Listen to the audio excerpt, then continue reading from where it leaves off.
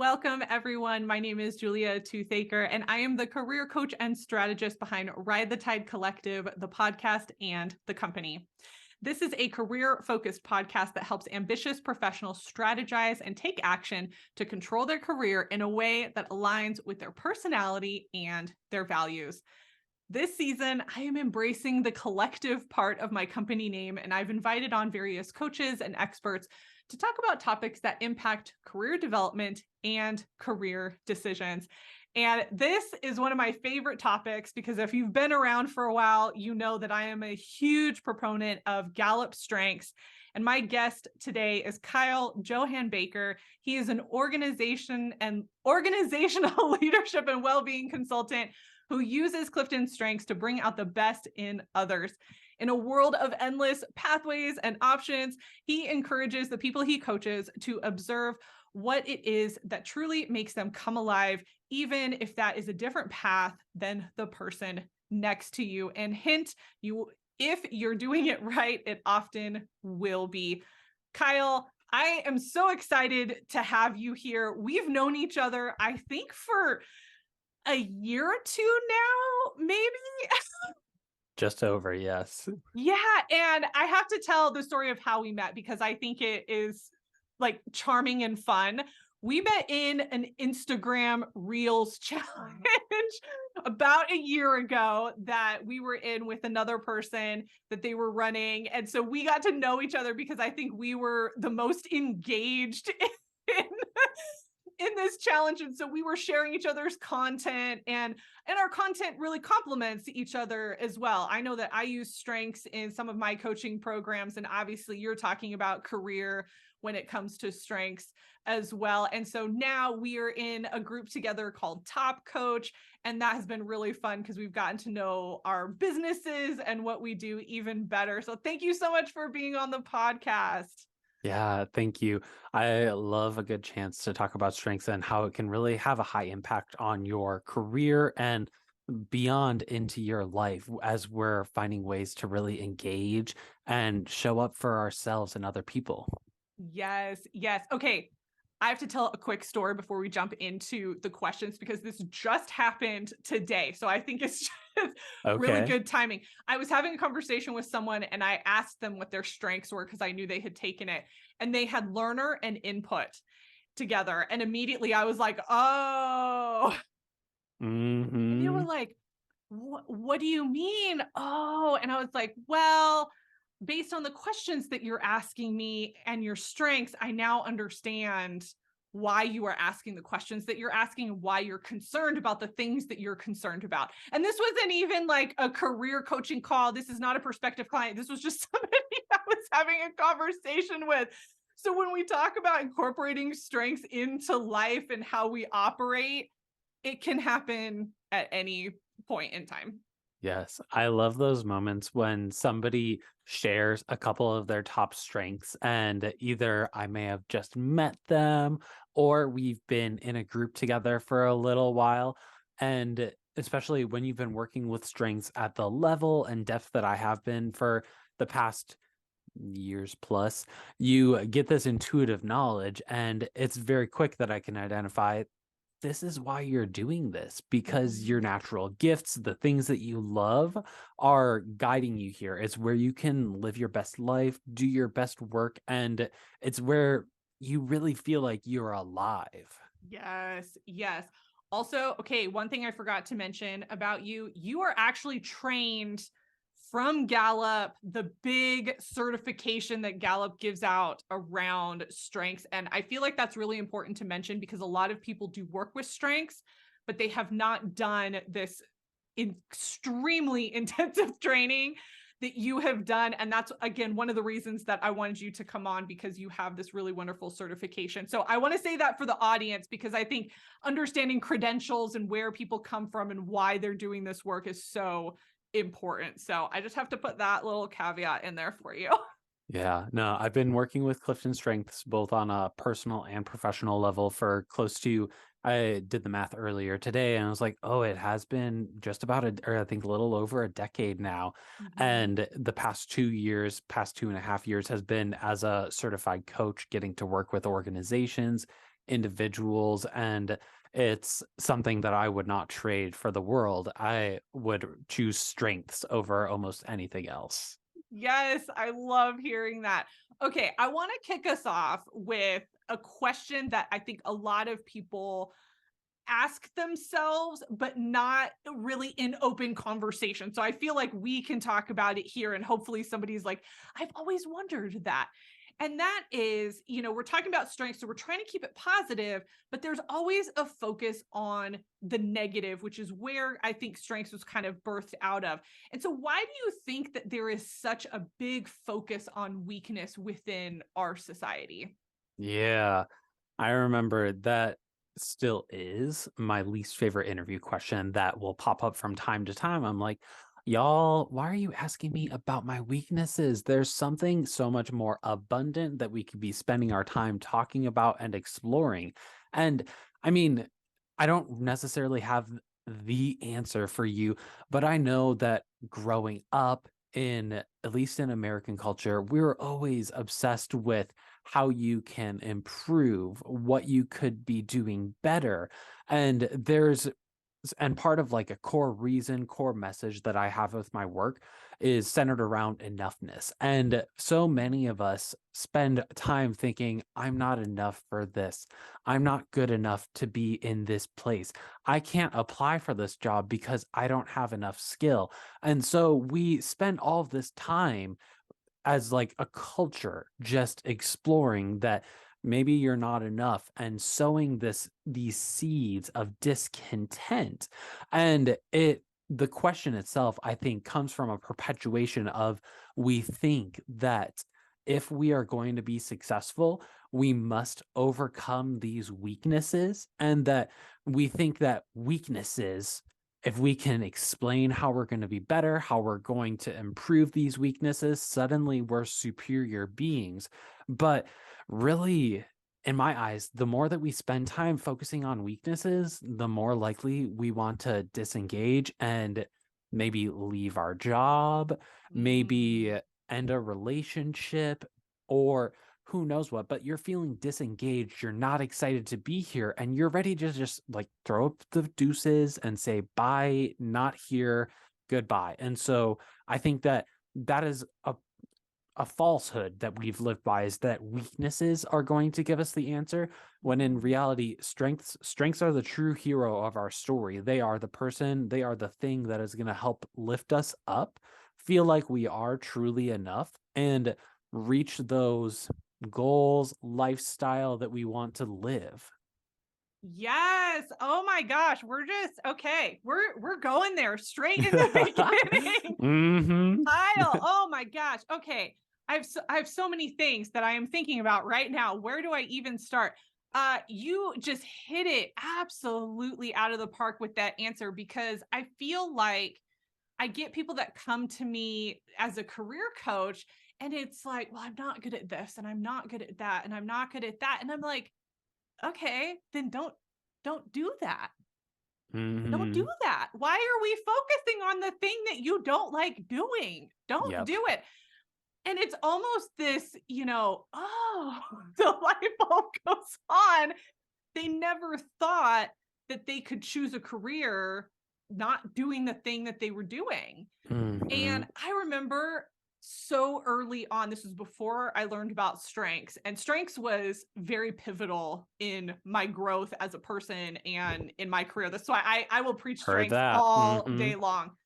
But early in my career, I got into sales positions because it was like, oh, that's, pretty decent money. For some reason, people were like, oh, you'd be so good at sales. Like, you're so personable and all of that. I hated it.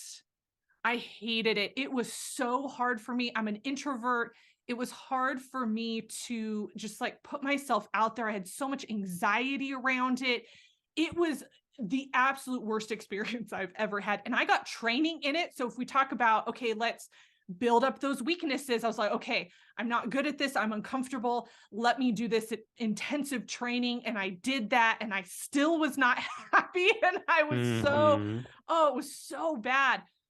And when I learned about my strengths, I was like, oh, well, yeah, this is not Yeah. This is not it for me. I don't have the strength. I mean, I think you can apply strengths to any situation, which I understood how to do later. But what I realized when I was evaluating that skill and that process was I am not good at the front end of sales. So that initial outreach and all of that, not my strength. If Mm, you got me into a conversation, I could close. And so now when I talk about skills or not skills, when I talk about sales, I say, you know what? Like my strength in sales is that I'm a really good closer, but I would mm, prefer that somebody else build me the list or the contacts or, the warm contacts and all of that. And I yeah. shifted my language from I suck at sales, I am not good at this, to here's the part of this that I'm really good at, and here's why. And I use some of that strengths language within it. So oh my gosh, yes, Yeah. focusing on strengths. Ah, so good. I remember like in college, there was a pivotal speaker that came to campus, and the title of the presentation, I thought this was the stupidest thing when I heard it, yet like still went because it was leadership development. I'm obsessed with leadership development and growth, but the name of the presentation was Stop Doing Things You Suck At. And I was just like, well, duh, of course I'm going to stop doing things that I suck at. But it also still now, again, like 10 years later, I'm still continually understanding what that means because Mhm. what you were told to do, what we are often told to do is learn somebody else's way of doing things and become a master at that. If we can just learn that method to do front end sales, the whole process, because somebody else has mastered this at one point in time, Mhm. then I can suddenly be good at it. But what that misses out on is that we're following somebody else's path. We're doing it the way that somebody else has been there before. And one of these, an adage that I've heard recently is that if something is easy, odds are like, or at least like if you have a clear, it's here it is. If you have a clear path in front of you, odds are you might be on the wrong path because you're doing something that somebody else says. Now, that doesn't Mhm. mean that if you're using your strengths, it has to be hard, but you're navigating for yourself. You're deciding your road trip as you go because you're taking into account what you do.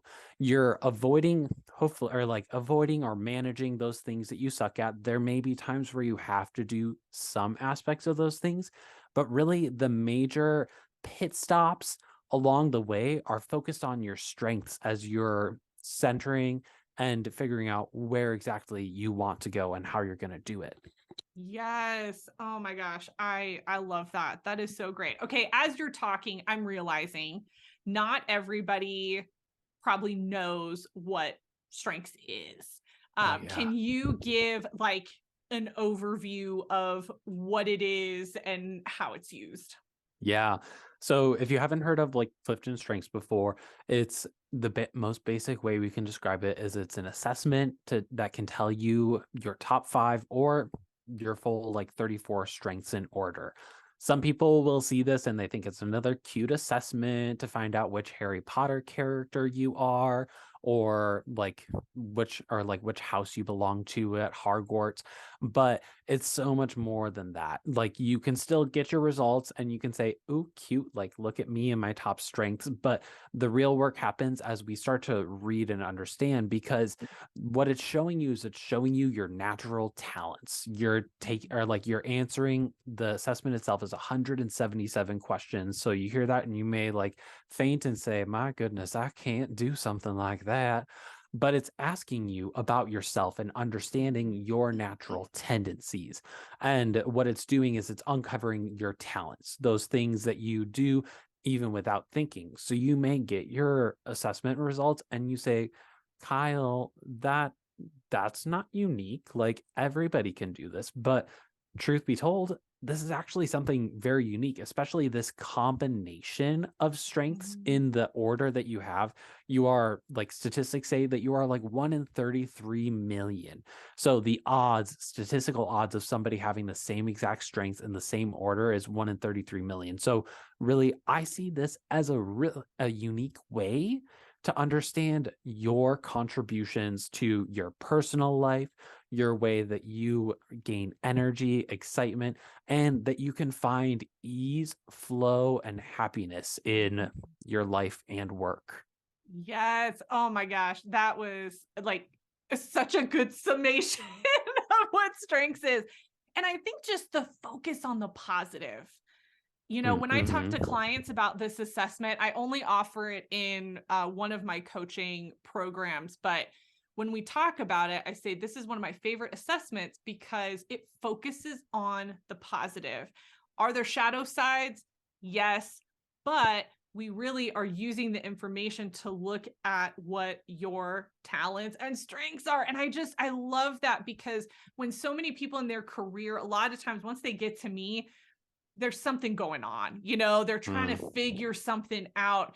And somewhere along the line, someone has told them, you're not good at this, you're not good at that, whatever. And so they're so mm-hmm. bogged down with the negativity that I love having an assessment that just helps lift them up and let them go, oh, that's what that was. Like I had that moment when I took this assessment, like, oh my gosh, it's probably been 12 or 13 years now, maybe even longer than that.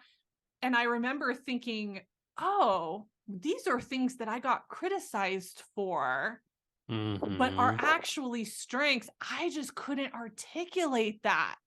And it was Mm-hmm. so helpful to have a new language to be able to go, this is who I am. And I Mm-hmm. feel really good about that. And I'm going to focus my energy on situations and positions that allow me to live into this set of strengths. Yeah, and I think you provide like a really great point is that sometimes people will get their results and they'll say, "No, no, like Julia, this is a weakness here." And also you provide a valid point with saying that you think this is a weakness. But with strengths, our strengths have like different ways that they can live. They can live Mhm. where they are underutilized. They can live kind of in this place where it's got this happy medium, and then there's this place where they can be overutilized. So for me, for the longest time, one of my top strengths is futuristic. So I Mhm. love dreaming, envisioning, and getting people to buy into the future. I'm all about what's next and how are we going to get there. But Mhm. before I started using strengths, I catastrophized like no other. Obsessed and wanted to know exactly what was happening because I was like, well, I like knowing what's happening in the future, so I need to predict the future. Mhm. Am not clairvoyant. I can like recognize and feel energy in the room, but like just because futuristic is my strength, that doesn't mean that I tell the future. And Mhm. so, with working with a strengths coach, part of what happens is you're finding that way so that it lives in this happy medium, so that it feels like a strength, because these are natural tendencies, Mhm. natural gifts that you have. And if left unkept, if left untamed, they can bring you to this place where you are dissatisfied and you Mhm. are resentful towards a part of yourself that's like so recognizable by Right. the way that you go through life. Right. Oh my gosh. Yes. Oh, that is, you're so insightful, Kyle. I Get love. me in spaces like this, and this is where the magic happens. No, it's so great. And so here's what's funny. We know each other from, I would say, a professional standpoint in that we talk about our businesses, but I so rarely get to hear you actually talk about strengths. And I'm just completely captivated. I'm like, this is so wonderful. I just love hearing you talk about it. Because I feel like once somebody understands this part of themselves, so you're talking about catastrophizing as, being futuristic. I had the same thing with learner. I have learner as one Mm, of my strengths. And I think I talked about this on your podcast. Once I understood that strength, oh man, I was able to pick out behaviors that aligned with it. And I was like, ooh, I can see where this can go off the rails really quickly because I over research a lot of times, where I go down like a research rabbit hole, or I just get excited to learn about a bunch of different things. And so I'll want to try things like, oh, let's do this, let's do that. And I remember this year, I was like, no, we are not going off the rails. We are not going off the plan. like We are going to focus. We're not going to, we're not going to have like a squirrel moment. We're going to try to, work that out. But then I also have to think about, if that strength is not being fed, Mm. what does that mean as well? And so I have to find other avenues to make sure that it's happening, because that is one of my strengths that has held strong regardless of how many times I've taken the assessment. That one has stayed. It's never been number one, but it has always been in there. And so I know that it's something that it really just lives inside of me, and I have to understand how I'm utilizing it on a day-to-day basis. Yeah. No, I mean, like, and I think about when it comes to our career and our life, when you talk about feeding your strength, is sometimes I know when I've been dissatisfied in the past with my job, it's because I'm not actually using my strengths at work, or I'm Mhm. being asked to do things that don't align with my strengths.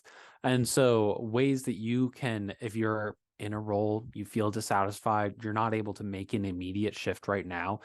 What I always talk with my clients about is how can we start using our strengths now? Because dissatisfaction comes from not being able to be yourself. What are ways that you can engage with your strengths? You might be Mhm. in a role where you're like, Kyle, so if you're like me, your top strength is futuristic, and you're like, I'm not in charge of the direction for my unit, for my area.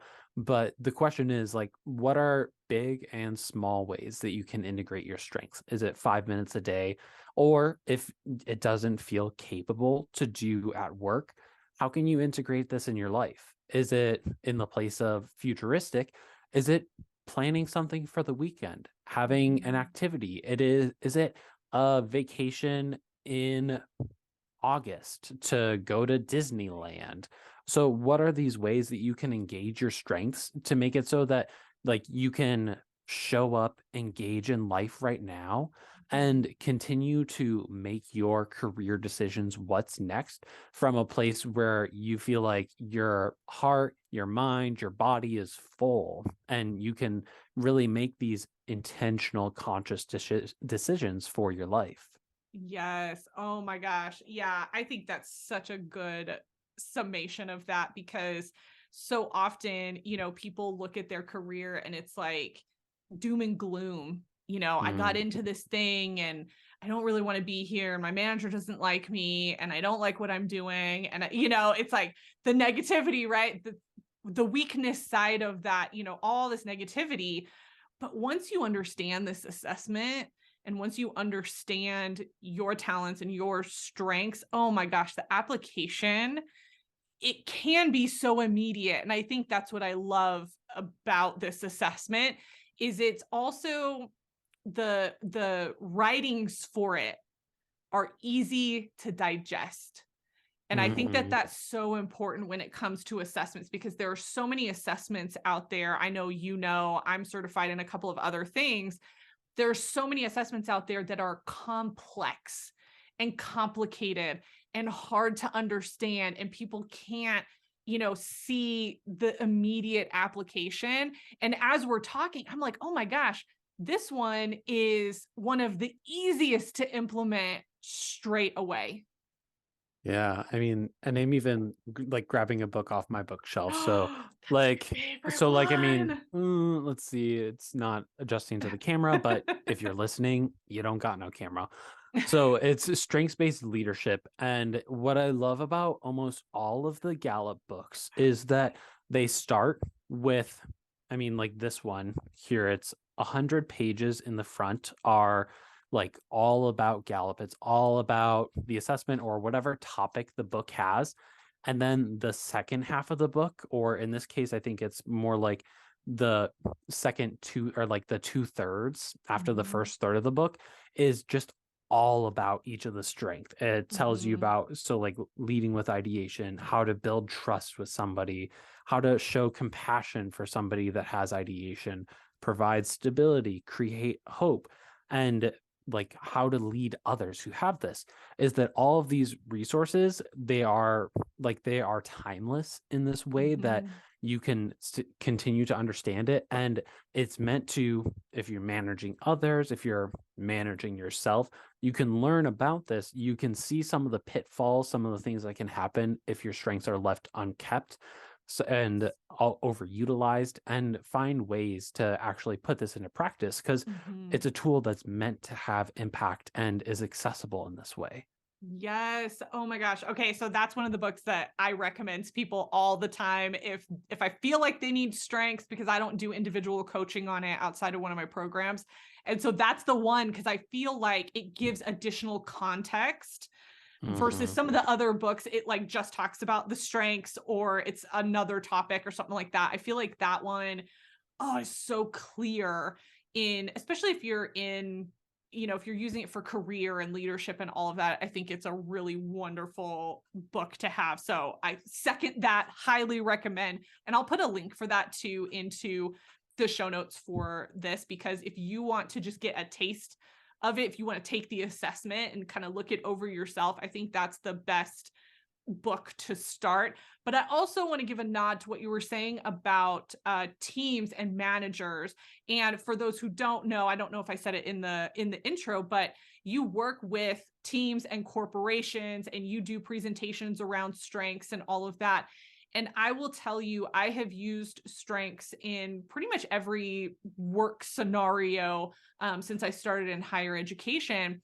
And as a manager, to understand your team's strengths and where everybody falls and what just lights them up and all of that in a really positive way, right? So instead of focusing on Hmm. what they're not good at, really understanding what they're good at and helping them hone in on that.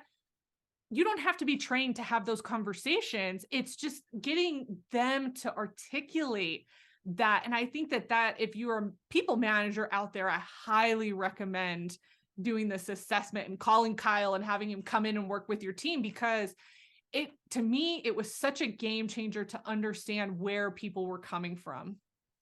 Yeah. No, I mean, this fall, like I just did a training for a team of people, like a team of managers who manage managers that like, yeah, have this whole area. But like with this, it's something that totally, like Julia said, you can do this at a super basic level.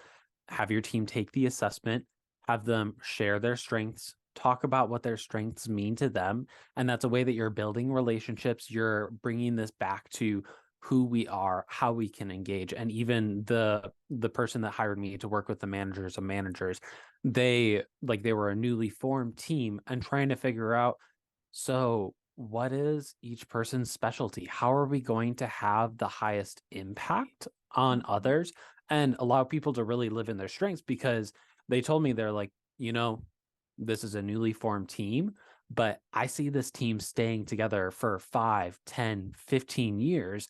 And I'm going to make sure that this is a long-standing team that people feel like they are committed for a reason because they're using their strengths. So if Yes. you're leading building teams, starting with strengths is a place that you are helping people feel included, understood, recognized. At the end of every session that I hold for strengths while talking, whether it's one on one as a group, you can see people kind of just, they have this at peace. They're kind of just nodding and smiling, like, you get me. I Mhm. like this. This is nice. And for some people, like this past time was with a bunch of mid-career professionals in their, we'll just say like 40s to 60s. I don't actually know. I'm not good at guessing ages, but mid-career professionals is our, I'll put it.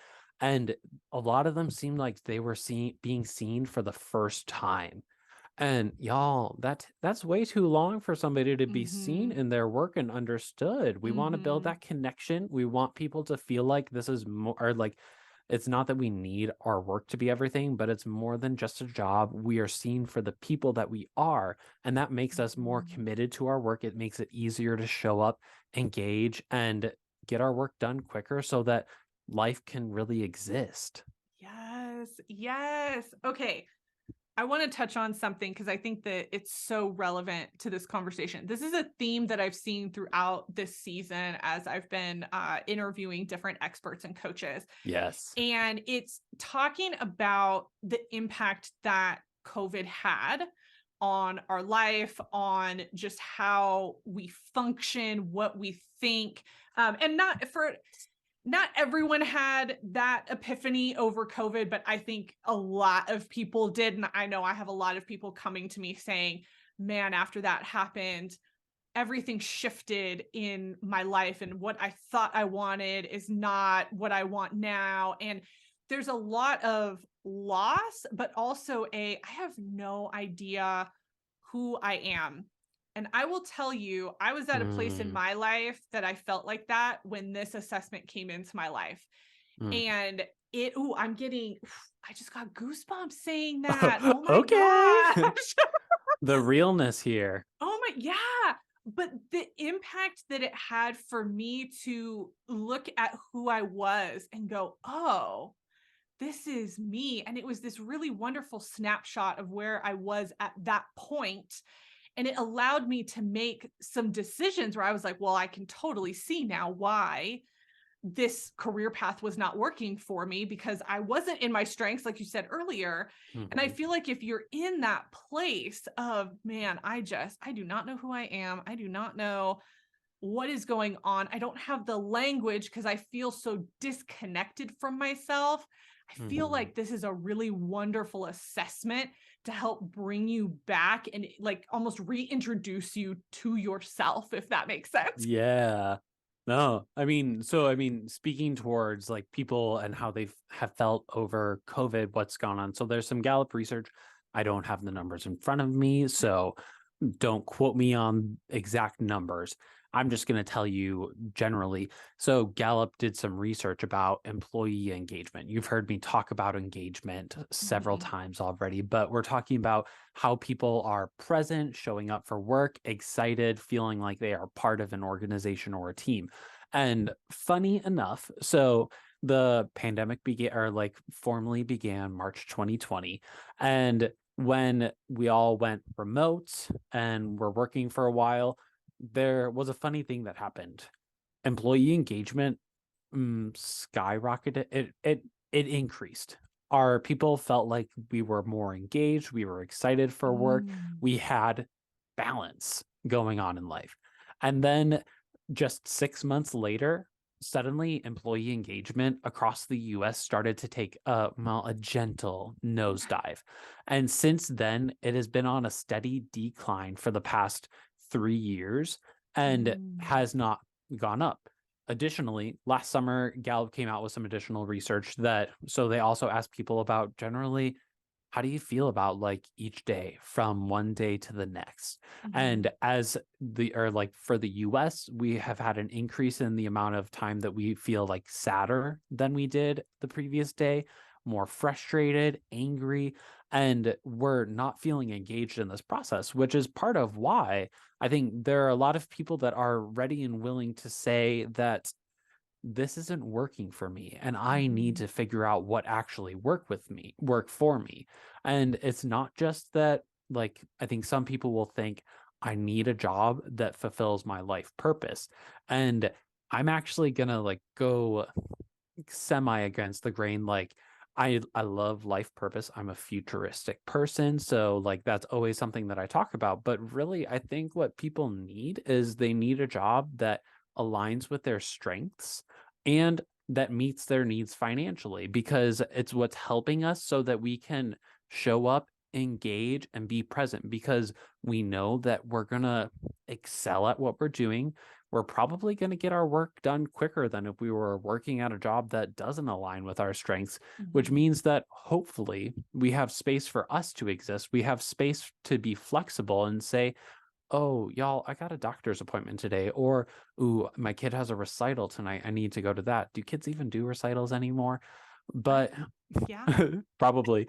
But I mean, like the case is that like life is able to exist more freely because we are working efficient and working in ways that allow us to either rest, show up, be present with what we're Mhm. doing. Yes, yes. Oh my gosh, Kyle, this is gold. I'm gonna have such a hard time pulling clips for this episode because it's so, so good.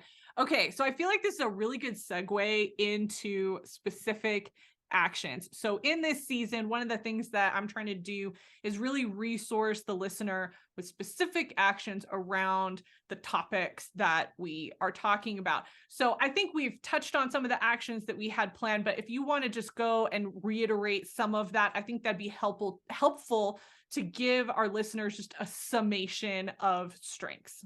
Yeah. I would start off by buying a book from Gallup.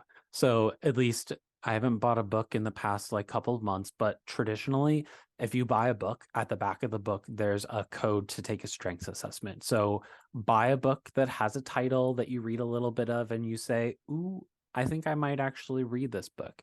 Mhm. Buy one of those books, take the assessment and read through your assessment. Your assessment will give you two reports. So one of them is like a textbook report telling you the generic things that go for everybody. That's great and wonderful. And then you're going to get a customized report that tells you a little bit more about like what you do. I remember the first time I got it, I was like, excuse me, like, how do you know that I was just saying this to my friends? Like, that's not cool. But it'll provide a customized report. And what I think you should do is go through, read that stuff, highlight the things that you resonate with, and instead of just living by the Gallup definition, live by your definition. Because that's really the Mm. work that I do is all about you. This is a customized approach. Strengths is not meant to be like applying to everyone in the same exact way. This is a liberation of your strength so that you can find what works for you. We love a good liberation moment. Yes. Oh my gosh. I love that. And can I also say too, I really appreciate that as a coach, you're not putting everybody into a box, because I think what happens when people hear assessment, especially if you come out of corporate and you've had to take all the different assessments throughout the years, you're like, ugh, another assessment, another assessment. And I know you and I are very aligned this way in how we work with assessments in our coaching. It's a starting point. It's a Hmm. starting point for you. It is not the be all end all for it. But I will tell you, strength of all the assessments I've worked with, strengths is the one that almost everyone I've actually, I would probably say everyone I've worked with has found value in it in some way, where I've gotten a lot of pushback from other assessments that I've done. Strengths is the one that for some reason just speaks to people. We love to hear it. Yes, yes. Any other actions that you want to share with the audience? Yeah, I think the one last thing that I would say is like, as you are going throughout your days, you're navigating your career change, your pivot, is take a look at what your typical day, week, month looks like and start to take note of when does it feel like you're using your strengths? Because that is going to be a number one note of like, why do I feel the way that I do right now? And what we are always looking for in strengths is we're looking for ways to repeat the way that we're doing. So if you're finding something that works for you, use that as an archetype for yourself. Use that as Mm. a way to repeat this process and figure out, well, how do I translate this to this area? If you Mm. feel like you're doing well at like your to-do list, how do you but you feel like you're struggling with your like social relationships, how can you find a way to repeat and move this process over? Because really this is about like finding things that work for you so that you feel like you're engaged in your whole life. Strengths is a lot of people at face value is about your work, is about your job. But again, like we're talking this like liberation of strengths, like your strengths are also about your life. So how are you making sure that you're taking care of fully for yourself, who you are, and how are ways that we can integrate that to make it so that we are meeting our like self-care, our well-being goals. Yes. Okay, Kyle. Oh, you got my brain turning again, and I want to have another 20-minute conversation about some of the things that you just said. But I also want to make sure that we're respectful of the audience's time. So I'm gonna park it for a little bit. I might put it into like a social media post or something, but oh my gosh, I just love talking about this. I want to give a plug for your podcast. I know that's one of the things that you wanted to promote today. I want to promote it for you because this podcast is going to be, from what I understand, because I was a guest on it, so you can listen to my episode. but it's really looking practically at how people are utilizing their strengths. And I think that that's so important to understand. As you said earlier, it's not going to look the same for everyone. And so I love what you're doing with your podcast. This is a brand new podcast that you're starting. I think it'll be live by the time your Yes. episode goes live. But I highly encourage you, if you are interested in strengths, check out Kyle's podcast. I know that I'll be promoting it regardless, because it's a topic that really aligns with what I do. But check it out. It's going to help give you an understanding of strengths in such a more practical way. And Kyle, where can people connect with you? Yeah. So the places that I like to hang out is I have my creative fun moments over on LinkedIn. I enjoy just like having fun making a reel, or I really genuine conversation is my thing. So if like as long as I can manage my inbox, I almost always try and send people a message when we connect and learn about who you are. So find me on Instagram at Kyle Johann-Baker. I'm also on LinkedIn. I do a little bit more of the learn about big questions types of things, as well as like I love engaging with others, obviously. And then I would say the other place is just like Julia said, for my podcast, it's going to be coming out. It's already out by now. It started on February 6th. Julia's episode is actually one of the first episodes. So get excited to hear that. The podcast is on Spotify, Apple, Google, I think it's on like most all the places, Mhm. but take a look for that. It's love, comma, your strengths.